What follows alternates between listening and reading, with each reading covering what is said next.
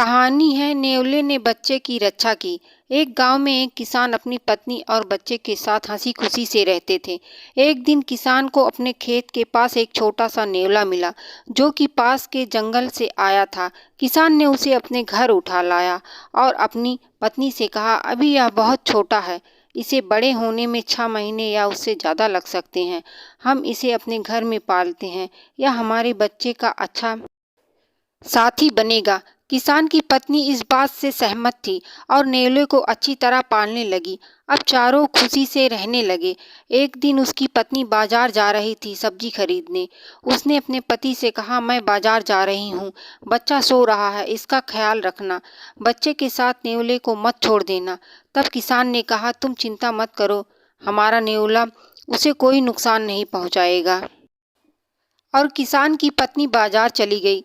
पत्नी के जाने के बाद किसान ने उसके घर लौटने का इंतजार किया, लेकिन उसे बहुत देर हो गई। वह टहलने बाहर चला गया। घंटों के बाद किसान की पत्नी घर वापस आई। नेवला दरवाजे की सीढ़ी पर बैठा था, जैसे किसी की राह देख रहा हो। उसके मुंह में खून लगा था।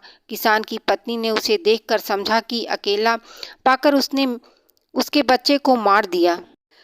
वह चिल्लाई, तुमने मेरे बेटे को मार दिया, और सब्जियों से भरा थैला उसके सिर पर पटक कर अंदर की ओर दौड़ी। लेकिन उसने वहां क्या देखा? उसका बेटा अभी सो रहा है। एक मरा सांप जमीन पर पड़ा था, चारों ओर खून फैला था।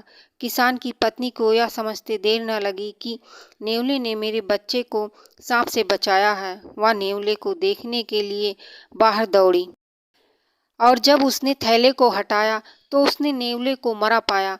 उसने यह सब इतनी जल्दबाजी में किया कि कुछ समझ न पाई, और जब अपने किए पर पछता रही थी। इसलिए बिना सोचे समझे कोई काम नहीं करना चाहिए, नहीं तो बहुत पछताना पड़ता है।